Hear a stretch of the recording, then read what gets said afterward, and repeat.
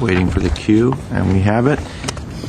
Good afternoon, everyone, and welcome to the joint public meeting of the Glendale City Council and the Glendale Redevelopment Agency. May we have the roll call, please, for the City Council? Council members Draymond.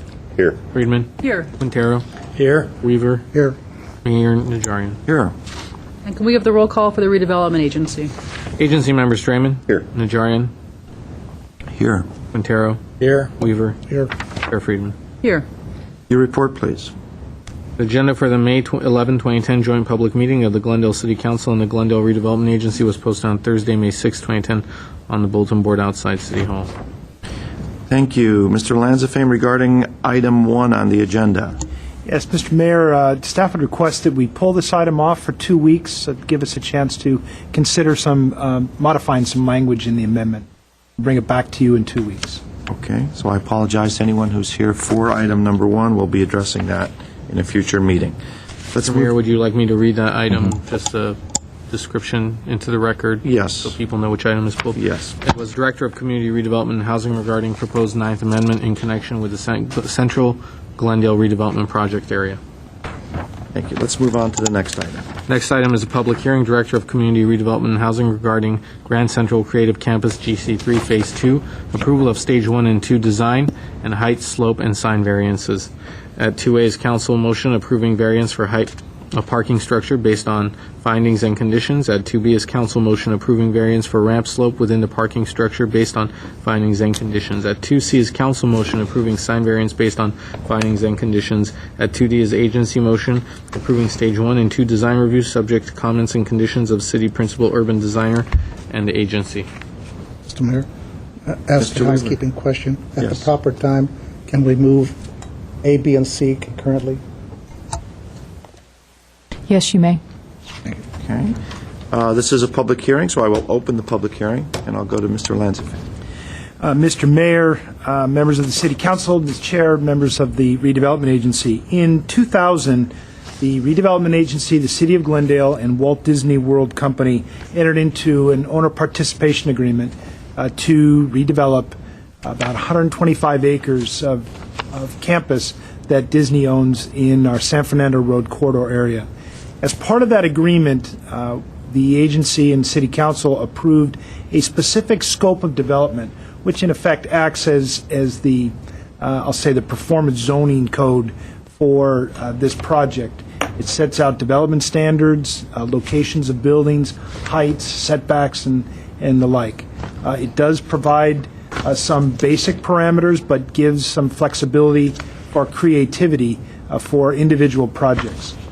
In 2006, the Walt Disney Company completed the first phase of this project, 250,000 square feet on Flower and Grandview. The second phase is the subject of this hearing today, and we are here to present the design review and then the noted variances. We'll go through a presentation by the Walt Disney Company of that design and then justification for those variances. With that, I'd like to introduce Vice President of Walt Disney, of CORE, which is corporate real estate, Neil Juergens, to introduce and present the project. Neil?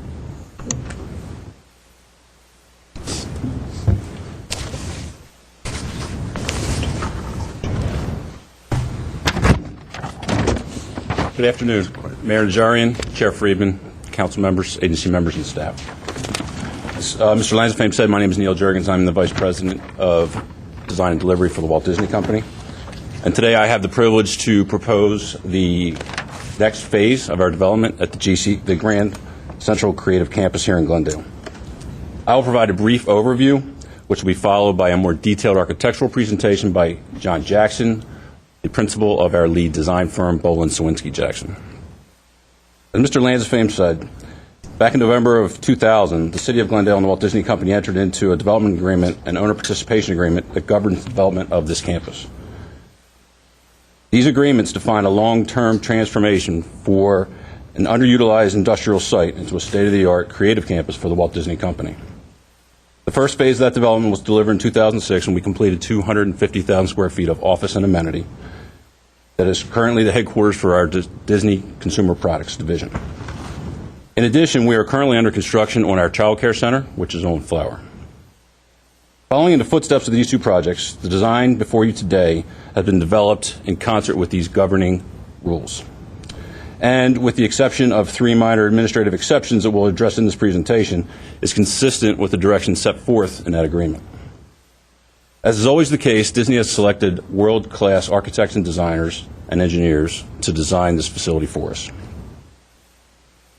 This project is led by Boland Swinsky Jackson. BCJ has a broad portfolio of award-winning, high-design, academic, and institutional projects for major universities and for major cities. They range from the Pixar headquarters up in Emeryville to the UCLA Life Sciences building just completed here. One other scope that's of note, BCJ does the design for all the Apple stores. For example, the glass cube that's on Fifth Avenue in New York City. We were struck by BCJ's extensive academic and campus-making experience and their willingness to simultaneously embrace all the factors that drive the design of a building. And for the project that we're about to present, that was a key factor in our decision. This firm has also been selected as the AIA Firm of the Year, and Peter Boland was just recently awarded the AIA Gold Medal. Supporting BCJ in their efforts is Arup Engineering, another world-class company that is supplying all the engineering disciplines for the project. And finally, our landscape architect is SWA Landscape Architects, who has done several projects with Disney and most recently did all of the public improvements down around the Disneyland Resort in Anaheim. As we anticipated when we entered into the development agreement with the City of Glendale, this project will not only enable the physical transformation of a portion of the San Fernando Road corridor, but it will also provide fiscal benefits that contribute to the vitality of the city. And given the discussion that Mr. Starbird just had, very important. This will bring tax dollars to the city, as well as 1,200 new jobs into the city that are high-tech and entertainment-based. In addition to these full-time jobs, we estimate that there will be 200 construction project jobs directly on the site, in addition to other projects and other jobs for the fabrication and transportation of materials to the site. This will all add to our local economy and hopefully help with our Southern California, our California economic issues. Before we go further, we would like to recognize and thank city staff and leadership for their cooperation, their collaboration in our design review. And with that, I'd like to begin. What we're going to talk about today is go through the site design. We're going to talk about the building, sustainable design, the garage, the amenity and site developments, as well as public improvements. Just to give everybody a sense of the scope of the land that Mr. Lansfame referenced, the area bounded in red is about 125 acres, and that's the land that we own here in Glendale. Of note on this slide here in blue are projects that we have already completed. ABC 7 you are familiar with, Phase 1, the 1101 and 1201 buildings. And then the area in orange is the site for our new GC3 Phase 2. With that, I'd like to invite John Jackson to the podium to present the architectural detail. Thank you, Neil. Thank you. As Neil alluded in his remarks, one of the most important aspects of this project is making a true campus in every sense of the word. So what we have done is to evolve a pattern which interweaves building elements and structured parking and existing buildings on the site with important landscape improvements and outdoor rooms, giving it a kind of character that is the hallmark of great campuses everywhere. The building itself that we're talking about, approximately 340,000 gross square feet, of which 309,000 is office space. It'll be a concrete frame building. It's really divided into two wings, the northern wing, which is a 6-story element, and a southern wing, which is 5 stories above grade, 1 floor below grade. The southern element also contains the central plant for the site and commissary. Parking structure is an important part of the overall plan. As you know, the site at present is all surface parking. With this significant expansion in the occupancy of the site, the need for structured parking is self-evident. We will have approximately 1,200 stalls in the parking garage. The parking lot immediately to the south of it will contain 100 stalls. There is 1 floor below grade, 6 floors above grade. And one of the administrative variances that we're seeking is an increase from the 5% to a 5.25% ramp slope that enables us to create a garage with proper setbacks and a true double helix internal circulation to increase the level of service. In terms of amenity and site development, those components are the commissary, which occupies the ground floor of the south wing. There is a loading dock element that serves the commissary that is 1 floor below grade. There will be also a repurposing of the existing commissary, which is in the 1201 Flower Street building. Also, equally important are landscape improvements to the site. There will be on the north-south view corridor through the site that lies between the 2 existing buildings, major landscape improvements, including fountains and extensive new tree plantings. And in the very heart of the site, there is what we refer to as a bosque element, which is a more densely planted tree zone that provides shaded outdoor space for activities throughout the day, throughout the year. Public improvements associated with the project on Flower Street. There will be intersection improvements at Paula, which will be the principal entry to the site, and also an intersection improvement and new curb cut for the service drive that will lie immediately to the west of 1201 Flower. Likewise, on Grand Central, there are new curb cuts proposed for the service drive and vehicle entry area, and the existing vehicle entry and security gate will be reconfigured to accommodate the new configuration of the site. Here you're seeing first of several pictorial representations of the project. This is the basically the north elevation of the office structure facing Grand Central. And part of the basic conception of the project is to open up to the maximum extent to the north to admit maximum of daylight to the loft-like interior workspace that is the heart of the project. Swinging around, looking at the south side of the building from within the site, you're looking out over. You're looking, the row of tall palms really marks that north-south view corridor. Beyond that, you're seeing this bosque of trees, of shade trees, and then the building beyond that. The south elevation of the building, as we will get into in a moment, is much more opaque with limited window openings in response to the different solar orientation. Looking at that in greater detail, you can see some of the materials there. There will be a wall comprised of terracotta rain screen. That's the sort of tan, golden tone elements. There will be metal sunscreen elements oriented to protect the window openings from harsh glare and heat gain. And there will be an expression of the building's concrete frame. Closest to you in the foreground is one of several exit stairs, stairway elements in the building. In this case, they're primarily outdoor space, but screened by glass walls.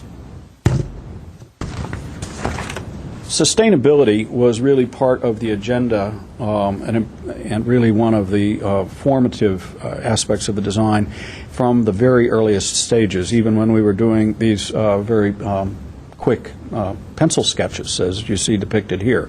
And the most important move that we felt we could make here was to correctly orient the building with respect to the sun in order to minimize long-term energy consumption.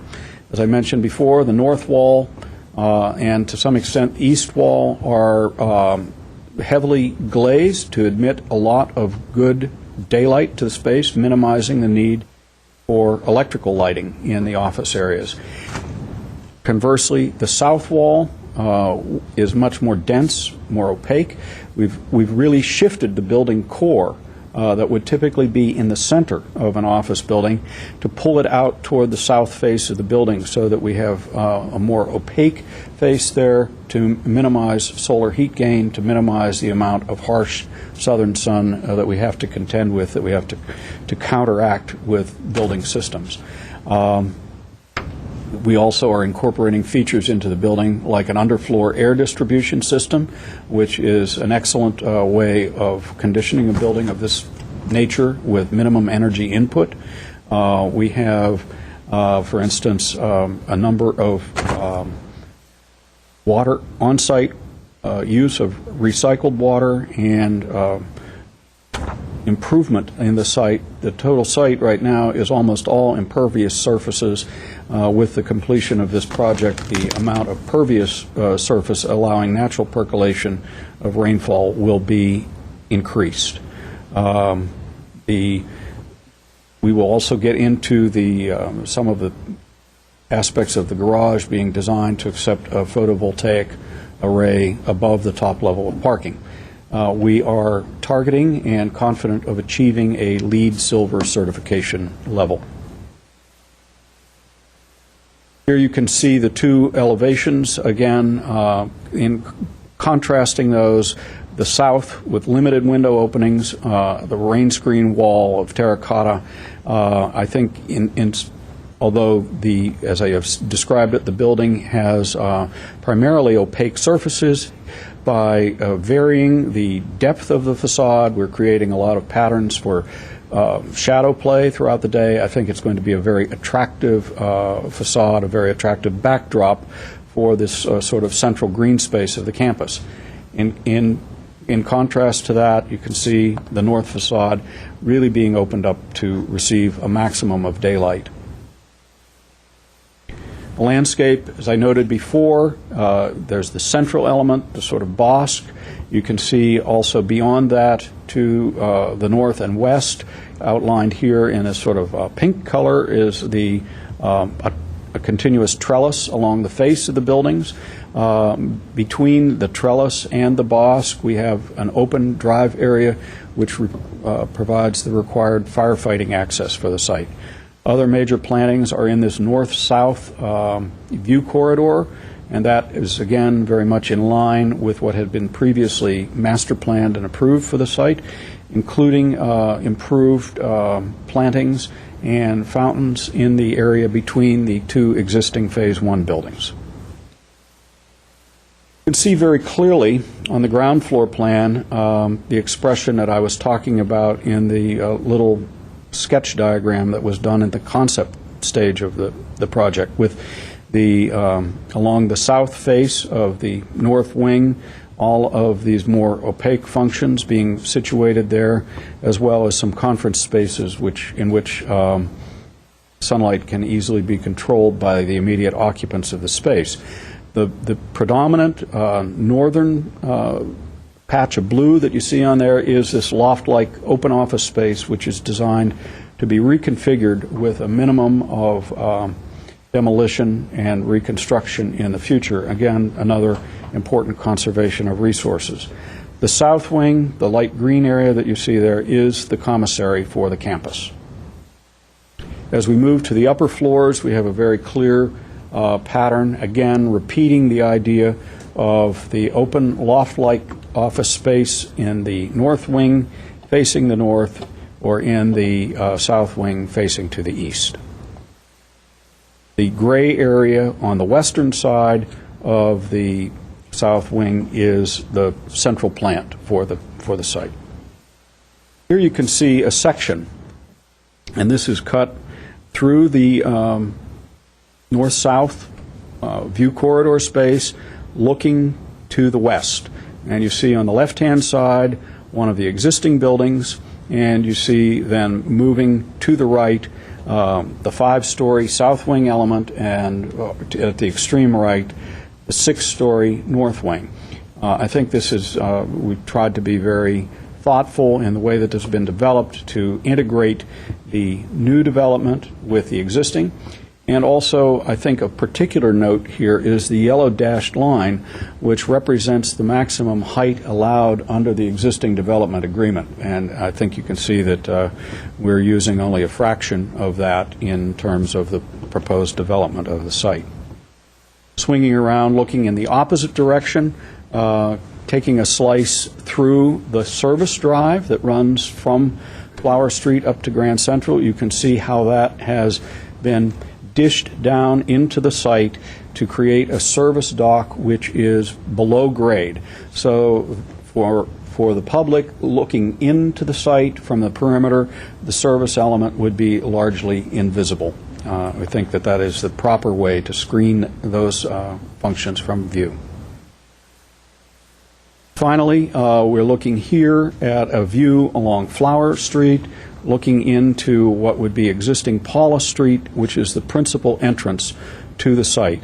And it's a good time to mention, again, the three items that we're looking at as administrative variances. First of all, a variance for height of the garage to allow the installation of a photovoltaic roof on the garage at such time that the Disney company determines that that is economically feasible.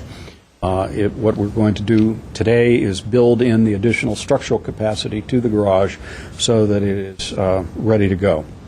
There's also the issue of the ramp slope in the garage, which enables us to adopt a more compact footprint. I think that ties in very nicely to what you see in this rendering of a fairly extensive landscape development of the surface parking that lies between the garage and Flower Street. So, and in a sense, what is remarkable about this view is what you don't see. What you don't see is very much garage. And then there's also the sign element at the Flower Street entrance, which I think is what we have tried to develop as being appropriate to this site as well as appropriate to the long-standing tradition of studio signage at main entry gates. And with that, we'll also look at a quick animation here. Get this.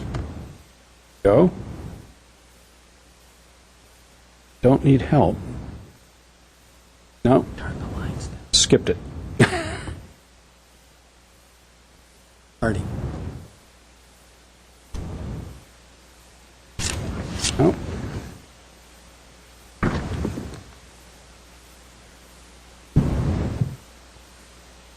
There we go. Thank you. So what we're seeing here, we're coming down, looking up that view corridor toward the Verdugo Mountains from Flower Street, existing entry to the campus, moving along Flower Street past 1201, up toward the what is the current alignment, Paula. Here you're going to get a quick glimpse down into that service court area, coming up on the principal entrance to the campus, to that main gate area. You can see here a very generous amount of queuing for cars entering the garage, hopefully to minimize congestion on Flower. Swinging around, looking at the corner of the garage where the stair is used as an architectural accent.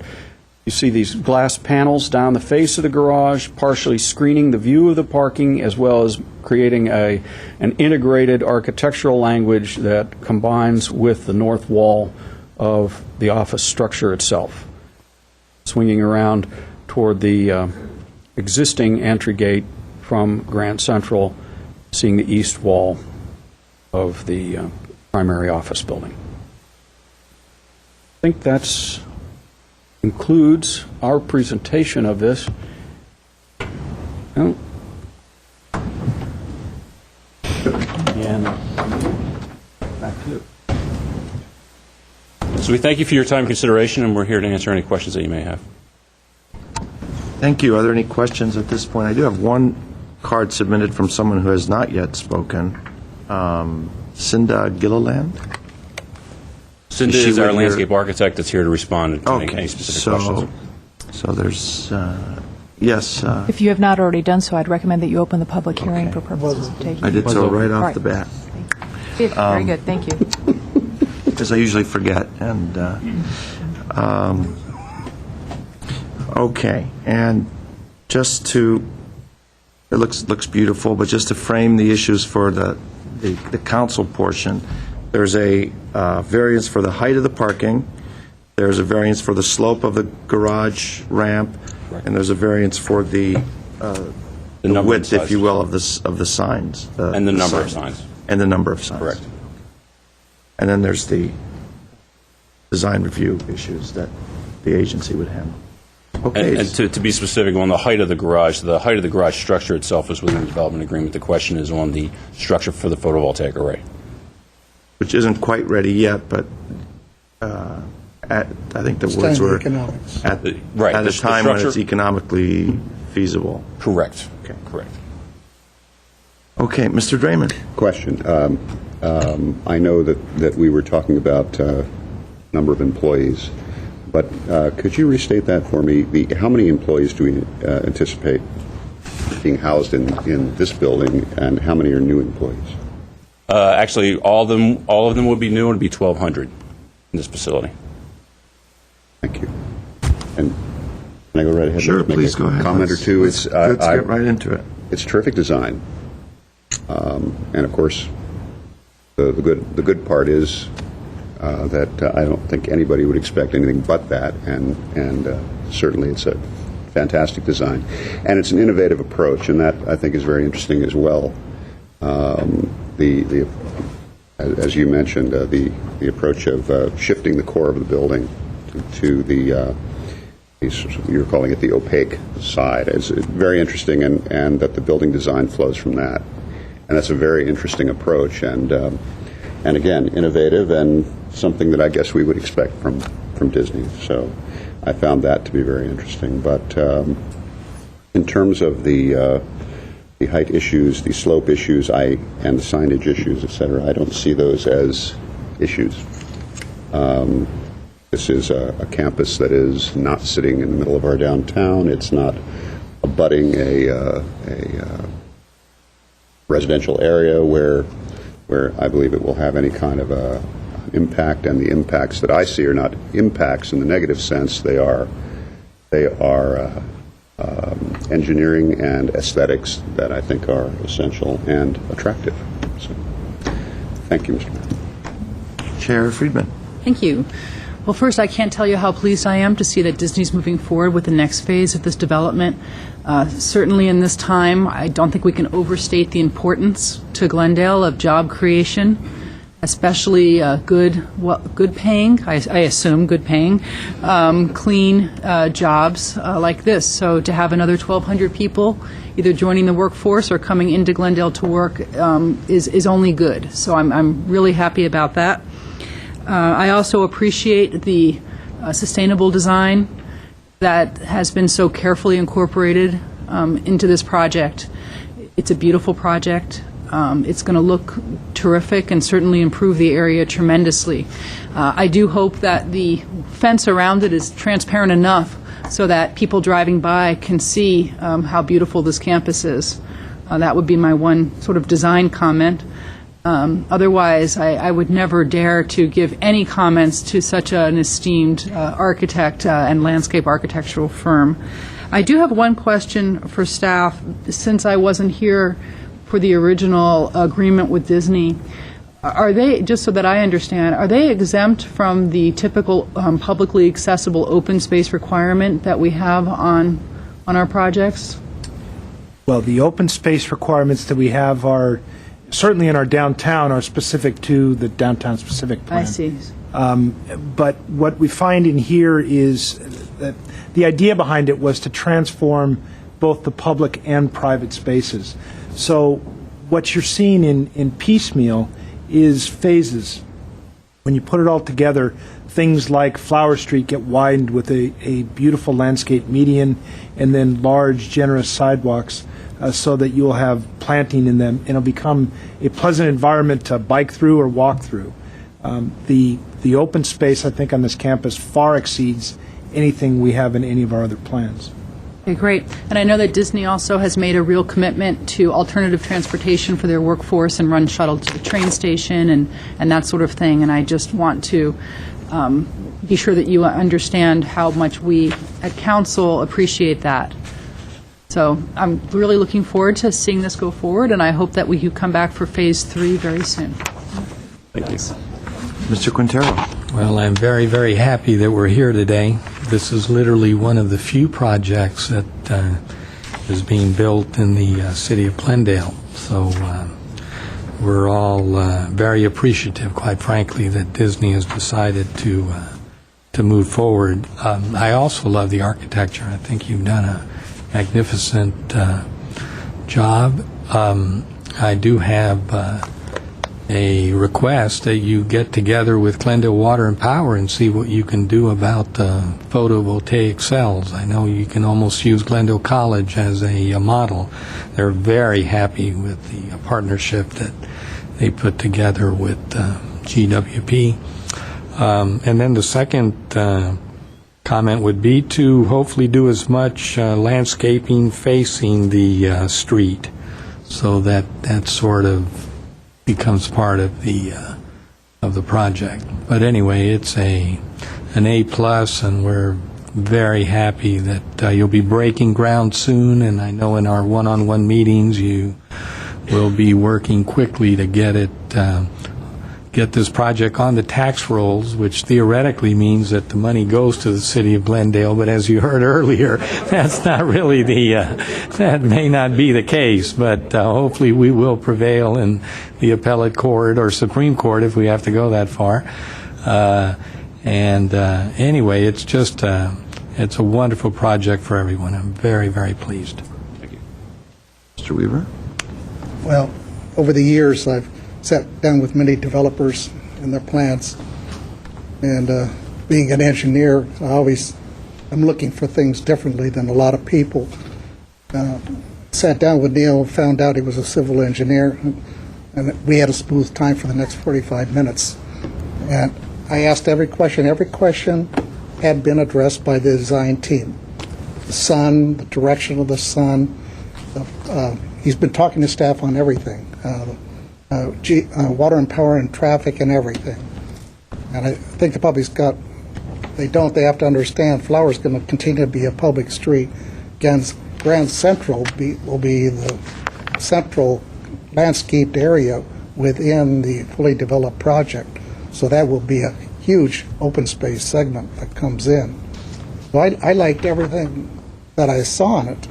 I couldn't come up with anything but one little suggestion, since the sun sets at 5 o'clock in the afternoon in the winter, that there be some kind of lighting put into the entrance signs in the different streets, so if you're driving at night, you could see the gate you're coming in at and that it is the Disney project they're coming into. I don't think that would be a problem for the city if you did it. The only thing I have beyond knowing it's great design and everything is I had a question for the landscape. I could ask that question. Sure. And to address your comment, we actually do have LED indirect lighting at the base of those you signs. Do? Okay, Yes. Good. Glad to hear that. And the question is, I've looked at so many, either one you can answer it, I've seen so many concept drawings of people coming in here. How all the trees are going to look. You're going to build the building and all the trees, everything, it'll look just like that. In reality, it can be 10, 20 years depending on if you're putting in 1 gallon trees or little shrub. And from what I was told, a lot of the landscaping going in is going to be very mature treescape, so it's that nice big open space is going to be in shade within a few years rather than a lot of years. That's what I wanted to make sure of. That is correct. The view that you saw in the presentation that Mr. Jackson showed, the elevation or the perspective that you saw of the garage, that was assumed 5-year growth. We do have a 10-year growth. The one that was in the package is a 10-year growth piece. So we wanted to be intellectually honest and show the 5-year, but we did make the decision to go ahead with the larger specimen trees, 48-inch, 60-inch box trees, as opposed to a 24-inch box tree that will take quite some time. I want the public to know that, so they go out there, look at their watch count 5 years, 10 years, then you can expect it. But it's going to be beautiful. Thank you. So I'm perfectly satisfied with it. And I'll make my comments. I just want to remind everyone in Glendale how fortunate we are to have such an ongoing partnership with Disney. I mean, this is clearly an example of the benefits that we get. The investment in a high-quality project and campus, essentially, that I know has a ways further to grow. Top-notch design, top-notch landscaping, bringing in clean jobs, clean industry, and very, very prestigious for us as council members to say that we have Disney. We forget about Burbank, but we say we're now making the claim to housing and being the home to Disney. It really is quite fortunate for all of us, and I hope Disney feels the same way, that you've got a council and a staff and a city that largely, for the most part, appreciates every single thing that you do. My only, I had made two comments in private. One was about the parking garage, and seeing that fly through now, I'm satisfied with the articulation. It doesn't look like. My fear was that it looks like a typical parking garage, but with the fly through, it certainly does not. My second comment, and I would still stick to it, because we're so proud to have Disney, I certainly wouldn't be opposed to greater signage. This is very understated, I think, and very modest. I wouldn't be. That's Disney. I wouldn't be opposed to anything that popped a little bit more. I would certainly leave that to Disney and your tastes, but I don't think you'd have any objection. Well, speaking for myself, I would have no objection to greater signage identifying you. We want to, when someone drives by, I would want them to immediately know that this is Disney, and they might not understand that the Grand Central Creative Campus is where so many Disney employees are housed. So I'll leave that to you. That's certainly not going to be an issue at this point. One Mr. other Weaver. question. Out of the 125 acres, with Stage 2 completed, how many approximate acres will have been revamped? Have any idea? It's only a small portion. I know, it's very small. One of the interesting statistics is that the development agreement, I believe, contemplates 5.95 million square feet of development. With this development, we'll only be at 2.5. So they have a long way to go. Quite a lot of opportunity. And I'm waiting for the stage where the old terminal is restored and hopefully open to the public. That'll be a great day. Thank you. If there's no other comments, I will close the public hearing. Mayor, Mr. Weaver? I'd be happy to move 2A, B, and C for the council. Second. Let's take roll call, please. Council members Draymond? Yes. Friedman? Yes. Quintero? Yes. Weaver? Aye. Mayor Najarian? Yes. And for Mrs. Friedman, I'll move 2D. Second. We have a roll call, please. Agency members Draymond? Yes. Najarian? Yes. Quintero? Yes. Weaver? Aye. Chair Friedman? Yes. Thank you very much. When do you break ground? When do you break ground? Schedule is to break ground in September. Oh, wonderful. Yeah. We're excited. We thank you for your time. Permit Appreciate your time's support. working. Permit department's working overtime, right? They will be. Thank That's you. money. Thank you very much. Make a little back. And if there's going to be a Disney exodus, perhaps we can take just a short pause and let Enroll everyone Disney? get Yeah. out. We'll have everybody here to answer your questions. Support team.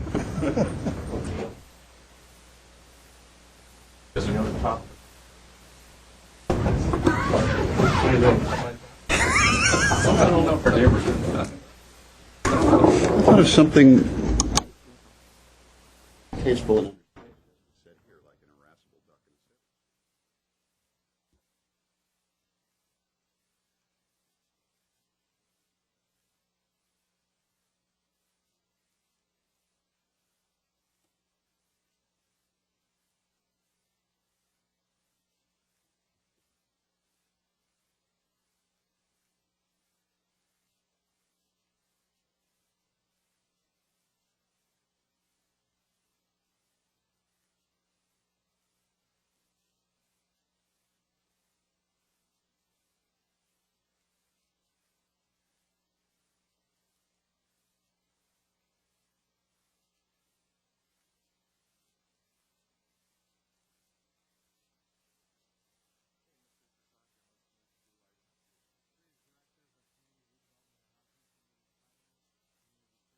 parks and of libraries regarding downtown specific plan DSP urban staff on policy options regarding the urban art program and fund. Thank you. And who are we going to? Alan Loomis, Principal Urban Designer. Mayor, just one comment I should have made before. We all noticed you on the Disney 2 project, you accepted everything. You had no suggestions. First time ever I can recall. You liked everything you saw. First time, joy working with that firm, but I think it's probably the first time I've had no comments on a project. I thought it was remarkable. He knows credit to when the to hold. architectural There's a team. time to hold them and fold them. He knows when to hold them. That too, I guess.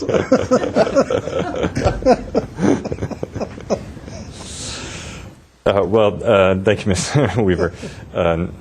The item, as the clerk mentioned, relates to the Urban Art Fund and policy options for that. I'll be doing a short presentation of how the Urban Art Fund exists today. We have one slide just to show two projects and another slide to help facilitate a conversation about the policy options, which Annette Vartanian will kind of quickly lead through with other staff available to answer questions that may come up. The Urban Art Fund, as it exists, was established by the Downtown Specific Plan, which was adopted late November 2006. Essentially is a requirement for development projects over $500,000 are required to invest 1% of their project cost in public art. The purpose of this requirement, it's similar to a development standard like requiring open space or any other kind of aesthetic guidelines. It has similar status, but the purpose is to sort of interweave opportunities for public art throughout the downtown by having them interspersed with different new projects. The Downtown Specific Plan also allows for developers to meet that development standard by paying an equivalent amount of money as an in lieu fee to the Urban Art Fund. It's essentially the overview of what we have in place. As of today, there's only been two projects that have been approved under the Downtown Specific Plan that have incorporated public art and had their art plan approved by the council. Those are the two on the screen. It's the Hyatt Place and the 300 North Central project. There are about 6 other projects that have received approvals in the downtown that have not yet received approval for the art plan or presented an art plan. Should those projects move forward and ask for building permits, they will either need to present an art plan for approval or they will have to pay the in lieu fee. Since none of these projects have moved forward at this point, there's actually very little to show for the urban art program except for these 2 fine renderings. We have no money paid into the in lieu fee, so the Urban Art Fund, in fact, doesn't exist, and we don't even have sort of guidelines or policies related to how that money should be spent. But anticipating that there might be new development in the future, it's imprudent to sort of review these policies and explore some options. So to go through the options we've outlined in the staff report, Annette Vartanian will do a quick overview. Thank you. Good afternoon. If I can have the slide up just so it's easier for everybody to follow along. Second page. So today we are looking for direction and feedback on 3 policy issues concerning the Urban Art Program and Fund. The first is the Art Fund contribution. The first option is to convert the 1% art requirement to a fee. So this would do away with requiring developers or giving developers the option of providing on-site art. The second option is to modify the existing standards, and with this we have 2 approaches. The first is a 2-tiered program for large and small projects, and the council can actually set the threshold for this approach. For example, projects that are greater than $10 million per se will be required to provide both on-site art and pay the in lieu fee. And projects that are under the $10 million would just be required to pay the in lieu fee. The second approach under the modification is the discounted in lieu fee. The in lieu fee contribution would be at 1%, but developers choosing to provide on-site art would be required to provide that equivalent to 1.5% of the project cost. And the third is to maintain the 1% for art requirement as adopted in the DSP, and that gives the developer the option to either pay the in lieu fee or provide the art on site. Once we do get direction from you on the art fund contribution, we will draft the Urban Art Fund program and program policy and guidelines. The draft guidelines will actually basically provide an overview of the program, the goals, the management of it, the way that we oversee the program, and how the funds are spent.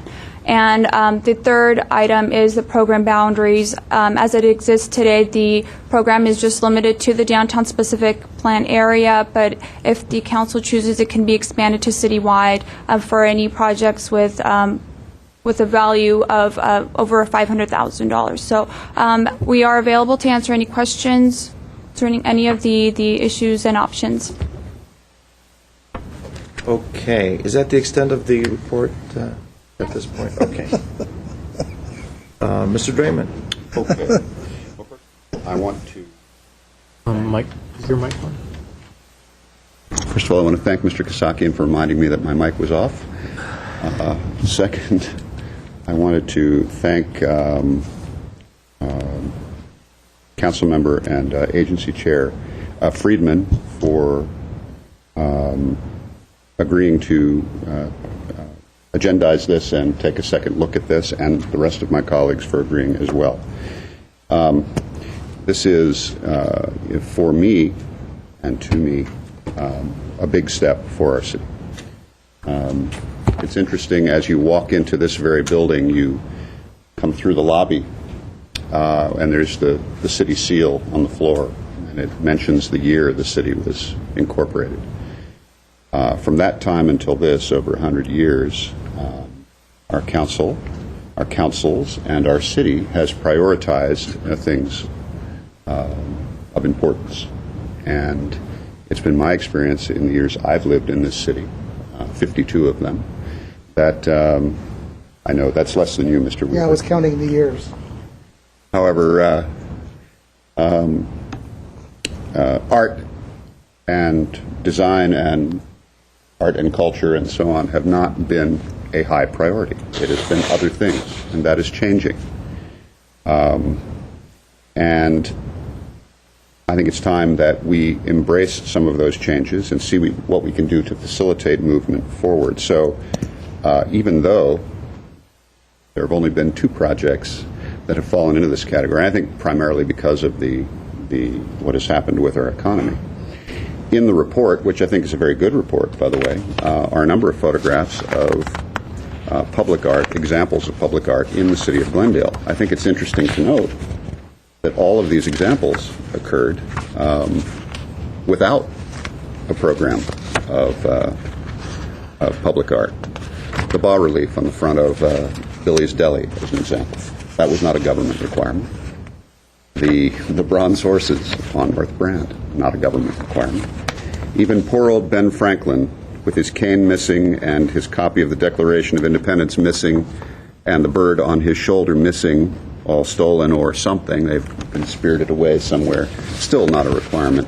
These were the intentions of an architect, a designer, a developer who saw the wisdom in investing in art as a means of increasing the value of their property and fostering art and culture in the city of Glendale. To me, what I have learned as an elected official and what I learned prior to coming here is if you intend to promote the arts, one good way in a city that doesn't have a history of doing this is arts as a development tool. And this council and the agency has embraced that, and I'm very proud to be in the company of council members who have done so. I'd like to, Mr. Mayor, I'd like to make those are my comments. I'd like to make my recommendations related to Annette Vartanian's request, which is on the slide there, these 3 categories. First of all, I do think we should move forward with policy to do this. Item 1, what I would like to support is in category 1, B1. Yes, I would like to modify the existing standards 2, I would like to modify them by having B1, a two-tiered program for large and small projects. I like part of what the method, if you will, that Long Beach has employed, which is that there is a benchmark, and that benchmark includes smaller projects that would not be having an option of either contributing to a fund or creating on-site public art. The reason that I embrace that, and I think the reason the City of Long Beach did as well, is because below a certain dollar figure, it is difficult to create on-site public art that would be meaningful. So for many of those projects, for them it is simply easier to contribute to a fund. So I'm not going to suggest a benchmark. I'm hoping that actually staff will come back with what they see as a benchmark for what we're calling smaller projects based on the particulars of Glendale and what our building trends have been and what we think they will be.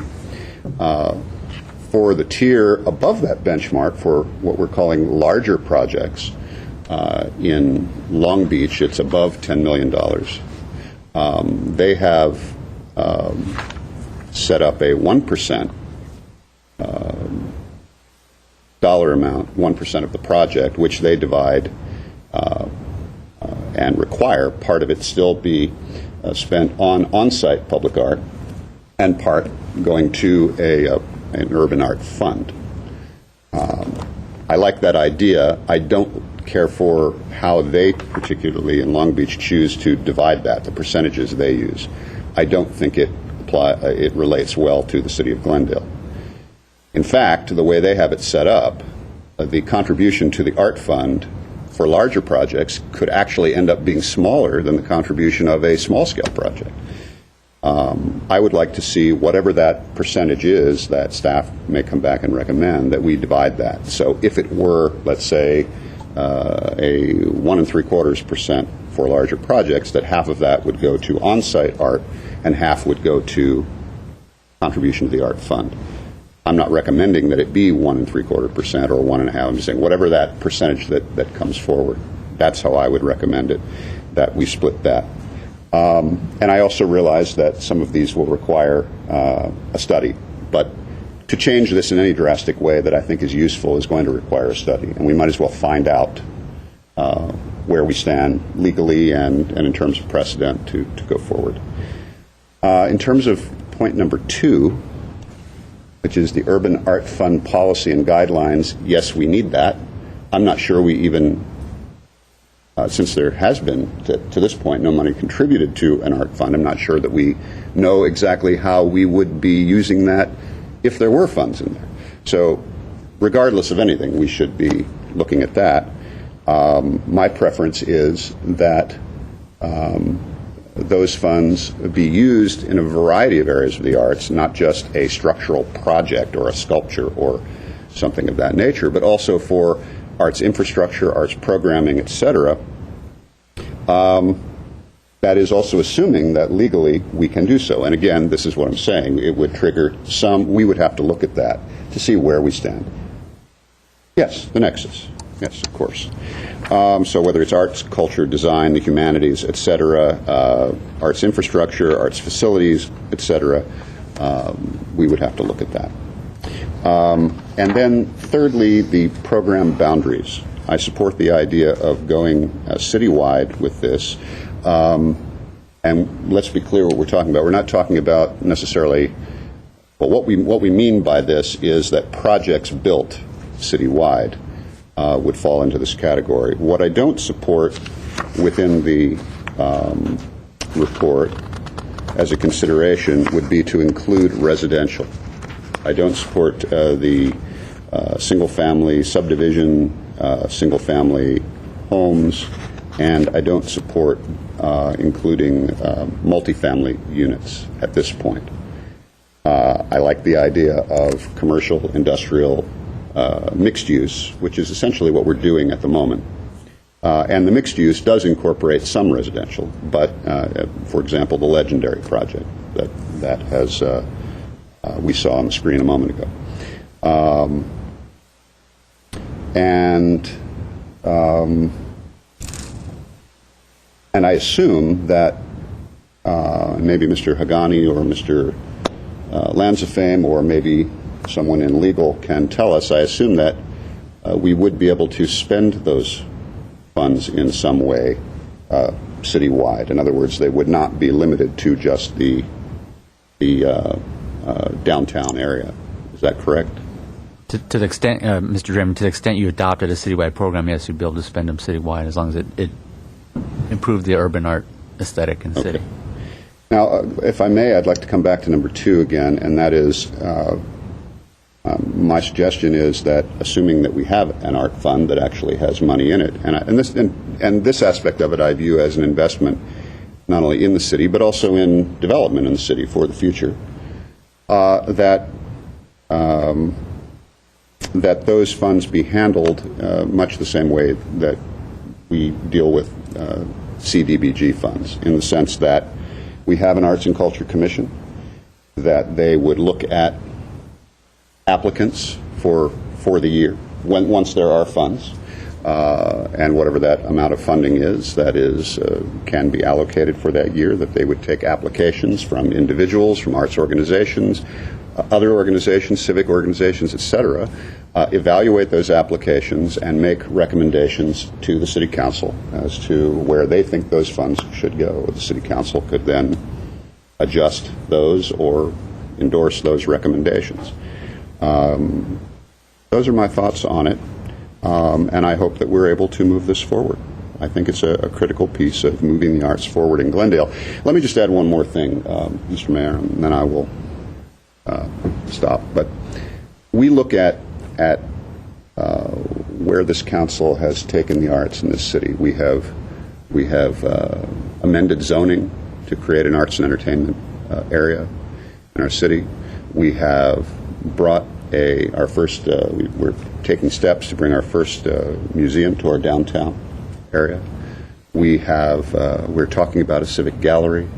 Redevelopment Agency has made several forays and is involved in a variety of discussions with arts that range from talking to the LA County Museum of Art about a satellite gallery, the potential for that, to all sorts of other items that I can't discuss because they're in various stages of negotiations. And these are all positive steps. But we also have other assets, like the Alex Theater, a performing arts center. How will that be funded when the agency sunsets? How will we deal with that? How will we deal with needs for our gallery at Brand Library? Other opportunities that come up. The Glendale Philharmonic suddenly appears on the scene, and they're self-funded at this point. And at first, no one knows who they are or what they are. Some of us go to their concerts. We come back to the city, and we're talking about how wonderful they are, and then they have the opportunity to perform at the Armenian Genocide observance at the Alex, and suddenly a broader segment of the community understands just what a wonderful gem this is. How do we foster that without funding, and in an economic time when every penny is being looked at? Historically, the city probably wouldn't foster or support those, or be able to support those luxuries, in quote. This is a way, potentially, to do that, and to take some of that pressure, perhaps, off of our general fund, perhaps to fill that gap, some of those gaps, when the agency sunsets, or perhaps when the state borrows so much money that we're out of business anyway. Anyway, for some of these reasons, that's why I support doing this. I hope my colleagues will as well. And those are my recommendations. And I thank you very much. Okay, thank you. Chair Friedman. Thank you. First, I want to thank agency member and Councilman John Draymond for bringing this forward. I think this is a very important step to making the arts in the city be more sustainable, and towards bringing groups like the Alex Theater and others into more of a position of solvency and less of a remove a lot of the threat that they're under in this economy.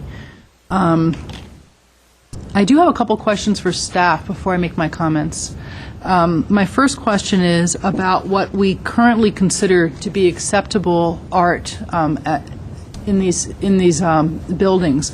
In other words, does it have to be an artist of a certain type? Can it be architect designed? What is the criteria? Ms. Friedman, right now, under the current review process, the arts proposals go to the Arts and Cultural Commission for review and recommendation to the City Council. So the Arts and Cultural Commission is reviewing that work. In the 2 or 3 projects we've worked with, we've generally told the development team that while we would like to see the art integrated into the architectural scheme, not just be a piece of sculpture sitting in front of the building, it's important that they bring in an artist as a second author other than the architect, so that we don't have an architect saying, well, I'm an artist too, my building is art. Now, the intent is to bring in art created by artists as a collaborative process. So that's the review process we have right now. Okay, and my second question is, with this recommendation, or even with the existing program, is it only new construction, or are renovations over a certain amount of money, do they also trigger the requirement? So, for instance, if I have a building and I'm going to completely reskin the building, but it's an existing building, but it's going to cost me $700,000, would then that trigger that requirement? Yes, it applies to renovations of existing buildings over $500,000. There are some exceptions granted, like for historic structures and a few other things, but generally that would apply. Okay, thanks. That's all my questions. I'm just going to make a few comments.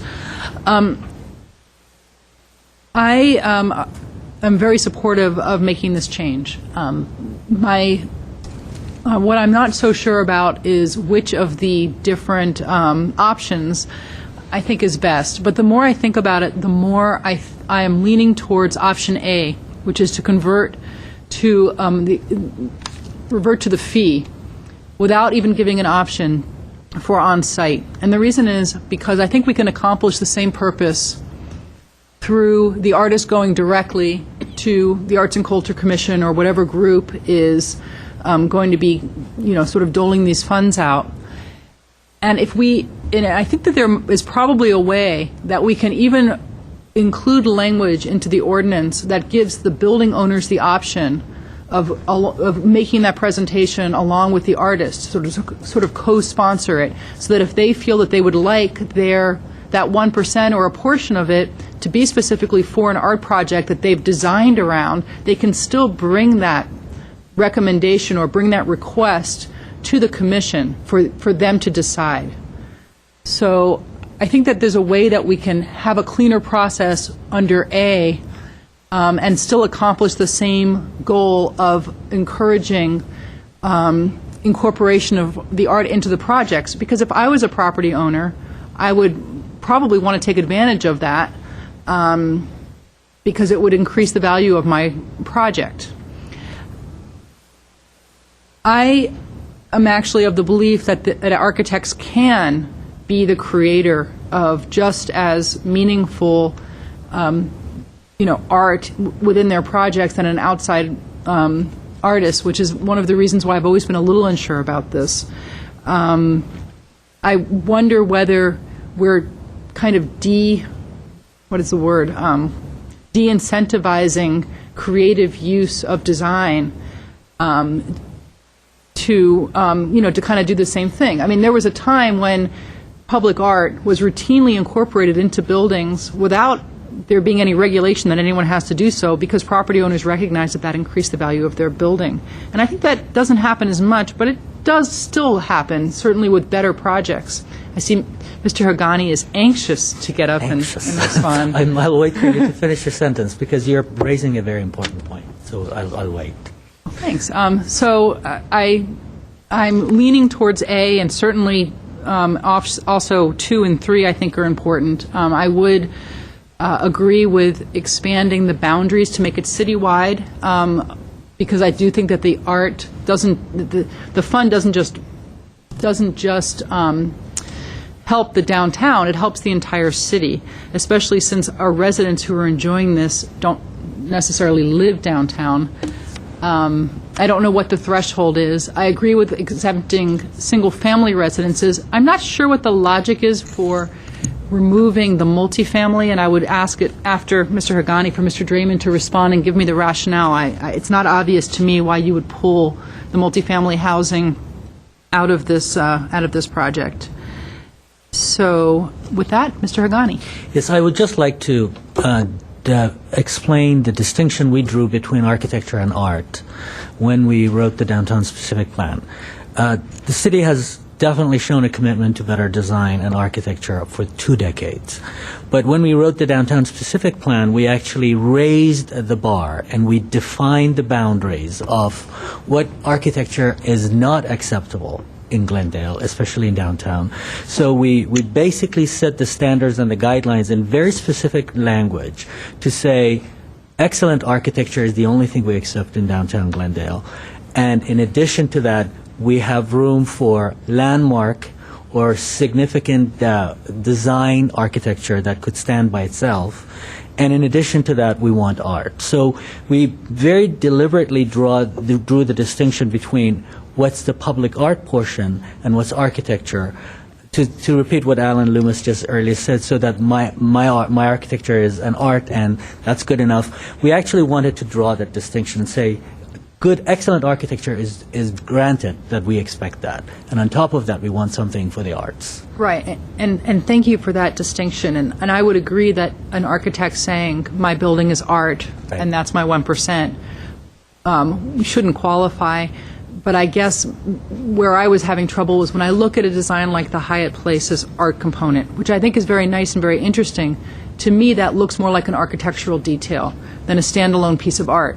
And I would think that an architect could incorporate that kind of a detail into a building to where it's not just part of the building, but it becomes then something that could stand alone.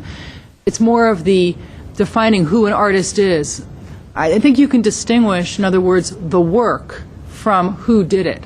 So what worries me a little bit is when you get to the point where you say, these are the people that we accept as artists, Right. as opposed to this is what we would accept as art. So that was where I was sort of running into some trouble. But I'm wondering if you can comment on my suggestion that maybe you can accomplish the same thing by, rather than making the tiered approach where you give them that either or, by just giving that either or, by having a process by which a property owner could go directly with an artist to the commission to sort of say, I would like this 1% to be on my property and in this way. Yes, That accomplish the same thing. I think what you're suggesting, if I'm understanding it correctly, right now the downtown specific plan says 1% of the valuation is required to be public art. And you have the option of paying an in lieu fee. This way, you would say there's a 1% fee for the arts that you may come and propose that part or all of it could be some art that you are incorporating into the project. If that is the direction that the City Council asks us to go, we can work with the language to see what we can come up with. That's definitely an option we can have. But we will wait to see what direction you want us to work this out, and we'll work with it. And within that, it's possible that you could say that it can't be 100% of your 1%. You could give them, if you really want to be sure that there's always funds coming into the pool, I would certainly accept that. But it just seems to me that it's cleaner to, rather than say, to have all of these percentages that kind of become, a little bit arbitrary. Is it 85%? Is it 80%? That you just say it all goes into a fee, but as part of that, you can, as a property owner, propose that a certain amount of that fee gets spent on a piece of public art on your property. We could work with that. Mr. Draymond. I need a clarification, and Agency Chair Friedman raises the issue, and it may be that I am not understanding this correctly, because I interpreted, both in the report and on the slide, item 1A as meaning something completely different. And that's one of the reasons that I was talking about 1B rather than 1A.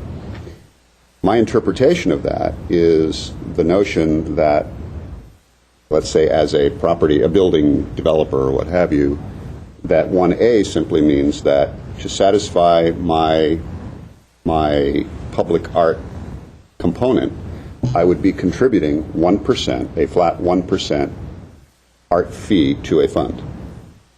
Correct. Not that there is also an option that I can go and say, well, but I want X percent of that to go to on-site public art. That's what that option says. So now I'm confused, because one of my concerns as to why I don't think it is necessarily cleaner is, in the abstract, or in theory, I think it is what you're suggesting. However, when I speak to the development community, what I get is a lot of winking and nodding sometimes, and that is, let's say I own, the property at 500 North whatever street, and I'm building a project, and it's a let's call it a $20 million project, and so my 1% would be $200,000. So, Mr. Hagani, Mr. Lanzafame, we're going to give you a $200,000 statue of whatever, and it's approved by the Arts and Culture Commission, and we're going ahead. But I also know that art is has some intangibles connected to it. And I also know I'm not really going to spend $200,000 on that whatnot. And it's not like welding, and it's not like bricklaying. There are intangibles, and so I'm going to spend significantly less than that. And I'm going to pocket the difference. And that is what I'm hearing out there, which is why many developers are saying to me, given my choice, not meaning me, Mr. Draymond, but me, a hypothetical developer, if you give me the option of saying, I can write a check for 1.5% and do on-site public art, or 1% and contribute to a fund, I'll still write the check for 1.5% and do the on-site art, because I'm not really going to spend that anyway. And so I'm not sure how A1 on the screen up there translates into me as a developer now being able to come to some city forum and say, yeah, here's my check for 1% of the total project to an art fund, but I want it spent this way or that way. I don't understand how that works, and that's not how I interpreted that. So can somebody clarify? Well, let's keep the discussion going. Unless it's... So truly, I don't understand. I was just going to say, as I understood, I think that's Ms. Friedman's proposal, where I think you had suggested a CDBG-type program where at the beginning or end of the year, everybody comes in, they pitch their projects, and then there's recommendations made. Then staff has their program for a year. We've got funding, and we know. I'm right here. I can clarify what I was saying. No, I didn't need a clarification of what you were saying. I understand what you're saying. I don't understand what was intended by 1A. Your interpretation is the same interpretation that I have. Okay. That's exactly what would happen. That instead of having the option of doing this public art on their property, they would have to write a check to the city that would go into a fund. Yada yada yada. My suggestion was exactly what Mr. Lanzafame was saying, that as part of that, because I do think that there is a place for this kind of public art, and I don't want to discourage someone who might actually want to do a whole design around a piece of art, like Hyatt Place, I think, where they really did do a lot, within their building. I mean, I have no idea how the finances of it break down and the economics and what they really spent or are going to spend. That I don't know. But I think that we're getting a better building out of it that we wouldn't have gotten if we didn't have that component. So in that case, where you have a developer who really does want to embrace this and really does want a piece of art and thinks that they can take this requirement and parlay it into something that's going to positively affect the entire design of their building, where they have the option of going in front of Arts and Culture. They still have to write the check. I think what I'm saying is all that we would do is set up a mechanism by which they could then request that a portion of that money go towards a piece of public art that they want to incorporate in their project. And what's not going to happen is they're not going to be the ones administering that now. So the finances of it and what's actually spent is going to be very transparent and very much under the city's influence, because we're going to be the ones spending the money. So all I'm saying is it would. I think I would prefer that over the two-tiered program where they are doing a bit of each, where they have to write a check, but then they also have to have a public art component. I think you still can kind of get there if they're a smart property owner. And if they don't want to do that, they have to write, they still have to write that check to the city. And also that group, the Arts and Culture Commission, would still be the ones vetting this and still be the ones saying, for instance, they might say something like, you know what, this year we really need money in this fund, so we would rather have that 1% just in cash. Or they could say, this is a particularly valuable or particularly well thought out piece of public art, and we think it's worth putting a certain amount of money towards that. And I have no objection to what you're suggesting. I just, again, say I don't think that is a cleaner process. But here's my question for you. So now the Arts and Culture Commission would have to keep track of, if you're the developer, and you've written that check for, let's say 1% or whatever, but up here it's saying 1%, and that, let's say that's $200,000. That goes into the art fund. Now we get to the point where the Arts and Culture Commission is looking at those funds.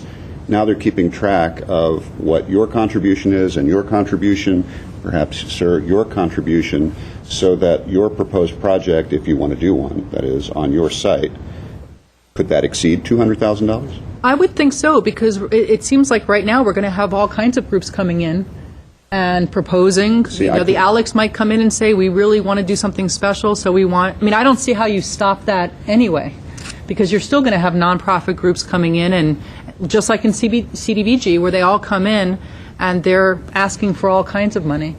Mr. Draymond. First of all, thank you, Mr. Mayor, for allowing us to do this. He's literally in the middle. Yeah, you literally are in the middle. I don't understand how we can ask a property owner who is going to build a project to say you're going to contribute a mandatory 1% art fee, which let's just for hypothetical say, is $200,000. But then it goes into a pool where, I have this, but I want to build this super duper project on my site, and it has a $300,000 price tag. And you get that for a $200,000 contribution to that fund. To me, that is not what this is about, and should not be. To me, and that's why I'm suggesting a two-tiered program. It insists that they spend money on their site, and it insists that they contribute to a fund. And I could support 1A as you describe it, but not if they're able to get more out of it than they put into it. And I'm not talking about a separate organization. I'm talking about an individual developer or property owner. That's what I'm not clear on that. Chair Friedman, and then I'm going to go to Mr. Starbird. And this is a really good conversation, because I think we're all trying to grapple with how this is going to work no matter which option we pick. I mean, it's a lot of the same issues, whether it's 1A or 1B, we have some of the same issues. But I'm wondering what the difference is between a property owner coming in and saying, boy, I found this incredible, piece of art that's $400,000, and my percentage was $200,000, but I think the city should, or the fund should pony up the other $200,000. I'm wondering what the difference is between that and, let's say, the Americana asking for money out of the fund for an event on their property. It's kind of the same thing. It's maybe one's an event and one's a piece of art, but it's still a private, and maybe they're a bad example because there's some public part of that. But let's say it was the Galleria, and they want to do the Mikado in their lobby, and they come to us and say, this is a public event, it's open to the public, we would like to have a couple $100,000 from this fund to sponsor that. Is that something we would consider? And if so, how is that different then from a piece of public art that maybe would be owned publicly, even though it's on a piece of private property, but maybe it's public art and it's owned by the public? What's the difference there? I'll put you on hold, Mr. Starbird. I'm going to go to Mr. Draymond. My initial answer would be the difference between public and private. That is, I think, the distinction. And maybe it's how we envision how a public art fund is spent, and those funds are spent. And since we don't have guidelines yet, that is part of the confusion. Yeah. And by the way, in case anybody's wondering whether the city council or the agency sits back and pre-discusses all this stuff, you're seeing that isn't the case here. But in any case, that's why to me, when we look at those policies and guidelines, we are talking about public art, public arts infrastructure. That's why I was making reference to, when we're talking about infrastructure, the Brand Library, the Alex Theater, things that are possessions of the city and its residents, not necessarily a play that is produced by a private institution inside a private institution. And part of the rationale for this is that, well, actually, it's something Mr. Weaver mentioned related to private-public open space in a discussion some weeks ago about when we do the same kind of thing and we create sort of private-public open space on a property and we require that. How does that exactly benefit the public, or does it benefit it more when you have a usable park versus, the family that's living in the canyon saying, let's go down and have a picnic on the corner of legendary towers or whatever? How do we benefit the public the most with those dollars? And so, to me, one of the requirements that I'd be looking at as a requirement under the guidelines and policies for how those funds would be spent would be that it is of a public nature. And that usually to me involves mostly nonprofits and mostly public uses.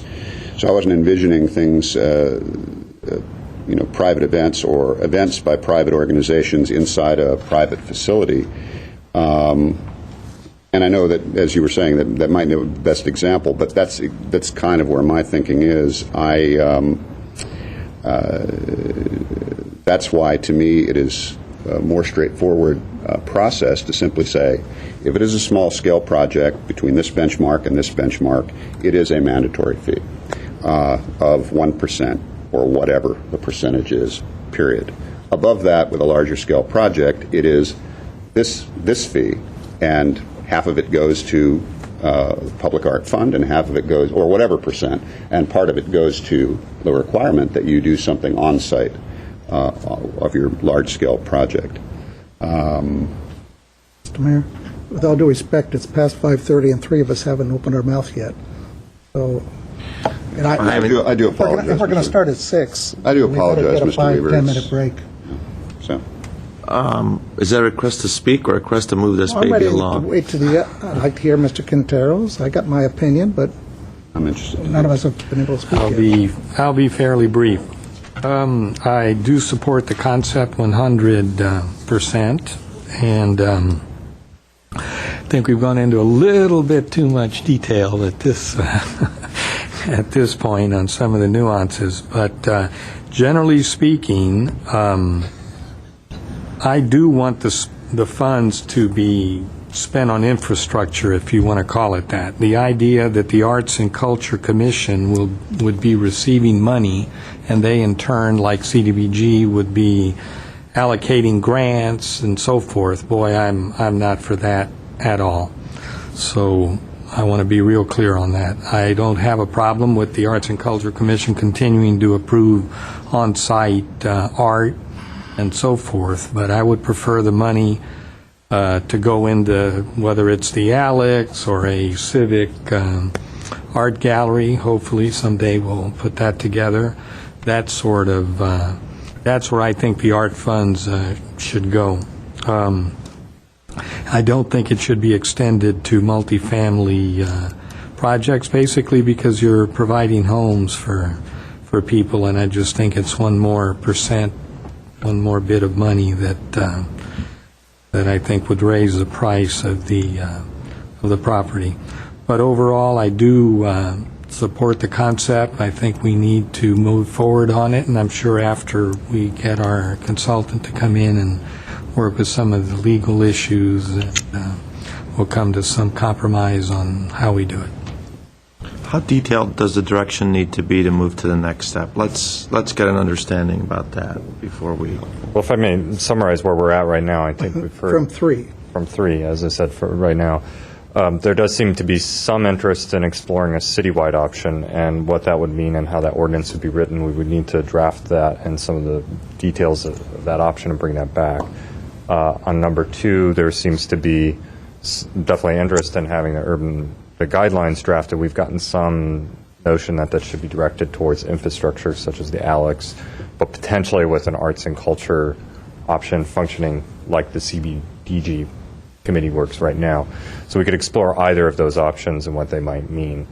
And as it relates to the fund, at the moment there seems to be, at least from 3 of the council members, if I'm not mistaken, an interest in looking at the fund going to become or the requirement become a fee, which would require some additional study. And at this point, we don't know how much time that would take or what that would entail. So unless there's sort of significant change otherwise, I think we have enough direction to begin to sort of develop a report that we could come back to. And I know Mr. Weaver hasn't spoken, I haven't spoken, but I guess the question is how fine do we need to hone the direction if we want to move forward? Well, Mr. Starbird. I was going to say. I raise my hand again because I think my comment's germane to where Alan is. And John touched on this much earlier in his comments, and Frank more recently. I've not seen a fee study of this nature. I'm sure they exist out there. I haven't seen one. If they are, however, like our normal fee studies or our impact fee study, the study may begin to define for you what you can use this for and sort of the constraints that you can use it for. I'm hearing interest in having the study. I think that will help then start to direct you in how far you can go and where you can go with use of funds, areas, what you can apply it to, and the like. So it seems to me one of the critical, I'll look over to Jillian and Michael, you may have more sense of how these work. I think that study becomes pretty critical to your subsequent conversation about these policy matters and how and where and to what extent it can be used and limited. Yeah, I'd like to comment on something. Mr. Weaver. Now it's Mr. Weaver's turn. Put your hand down, Ms. Van Mine. I'm not going to let you get in front of Mr. Weaver. It's okay. No, I never liked the 1% to begin with at all. And I'm an artist, and I like music, whatever. But I happen to believe we have a design review board. They review the architecture projects except in the redevelopment agency where we do. I don't think anybody's ever going to build an obnoxious building in Glendale again. There's too many people looking at it, and we're going to get great architecture. So I'm for collecting the fee. Now, I understand legal has to go check that out because there is no city in the state of California that only charges a fee. We charge a combination. But if the fee was put together and the base of contributing people, in other words, how far do you expand outside the redevelopment zone, because you'd have to have a sizable pool of cash flowing in, you could do a lot of things with that 1% through the Arts and Culture Commission and ultimately to us, because art takes many forms. And until we develop a policy and whatever, which is a whole other issue unto itself, we don't know how we would use that fee. And yes, we have to have a fee study if we can legally do it to begin with. And if we can, it's going to be public meetings, right? Planning Commission here, you're going to have apartment owners sitting out there if we talk about it. You're going to have the small business guy that wants to build a small 2 or 3 office building over on a street, and he's going to come in and complain, you're taking 1% more of my money. If we decide to go citywide, well, welcome Disney. Just going phase 2. We're going to go and tell them they're going to pay a % of the fee because they're in the city of Glendale. That'll be a sizable little sum coming in. And if we end up art, are we going to tell Disney what kind of art, or to put an art component in, which today I thought I saw Disney provide some very good art in their architecture. I know you separated it, but to me that was good enough. Having that sum of money that we can use for the arts in whatever form it takes makes a lot of sense to me. So I don't have enough information other than to say, believe in the fee. Is it legal to do just the fee? Fee study to know how much we could possibly count on coming in any 1, 2, 5-year period. And then writing the guidelines. Say, okay, what are we going to do? What are we not going to do? So we got 2 or 3 big components in this that would have to come back to us one at a time before we'd be done. But in a short period of time, that's my position. Okay. Ms. Van Meiden. Yes, Mr. Mayor, members of the City Council, members of the agency, a couple of clarifications. The Disney development is under an OPA and in a development agreement. Their exception. It would be accepted from that.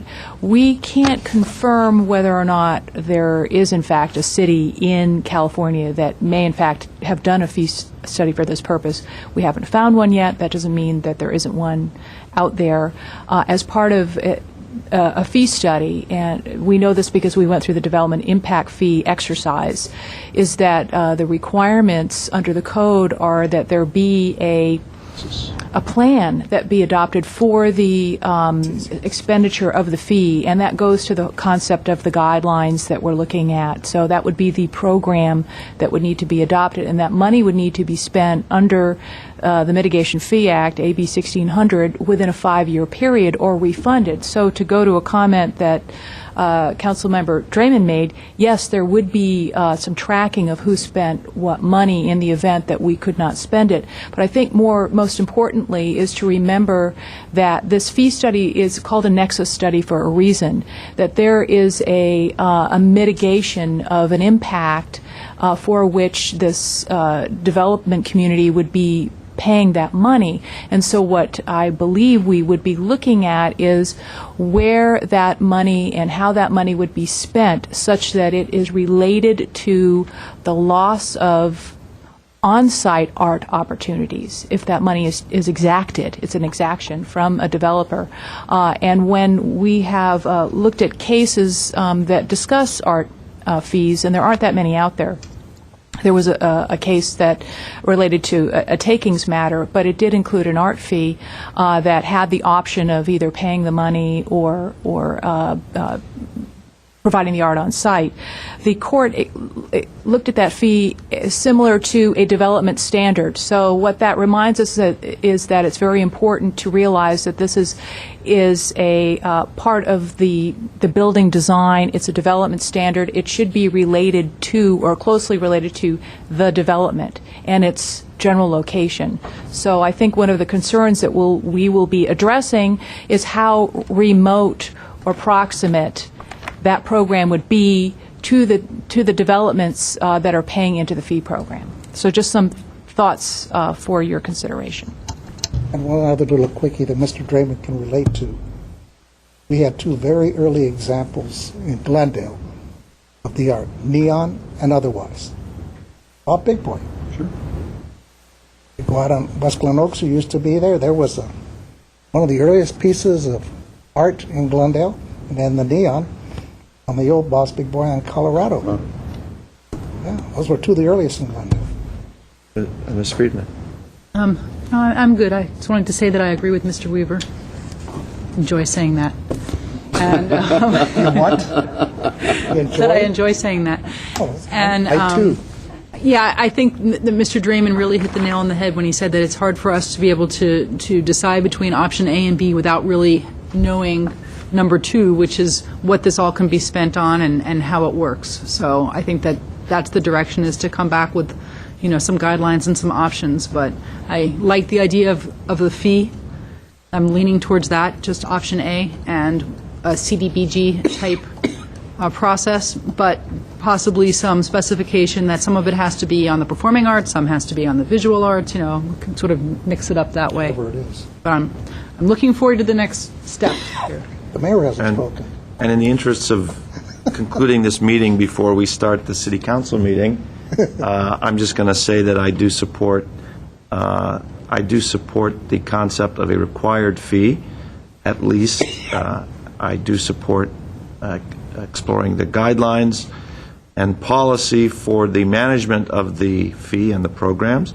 I do support investigating the expansion of the program boundaries. So I think you guys have good direction. Mr. Mayor?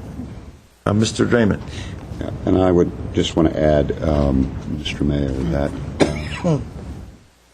in the best of all possible worlds, I would also support 1A. However, I suspect that that is one of the reasons why you are not finding a municipality that has done that. And that is another of the reasons why instead, and in our inability to pursue that, I would be the supporter of 1B, what we're calling 1B1 up on the screen. We're going to find out. And we're going to find out. Right. And I do agree with Mr. Weaver in that will, and Mr. Starbird, that will drive where we go. So with that, This is an agency motion, so I will... can I move 3A? I guess staff's got enough direction. Do we need a second? Second. Okay. Do we need a roll call for this? Yep. Okay, can we have a roll call for the agency? Agency members Draymond, Yes. Najarian, Yes. Harrow, Yes. Weaver, I Chair Friedman. Yes. Motion's to adjourn. move to adjourn for the city council. Second. Council's adjourned. Okay, can I have a move? Move to adjourn for the agency. Second. Okay, we are adjourned. Stay tuned. Come back in 15 minutes, folks.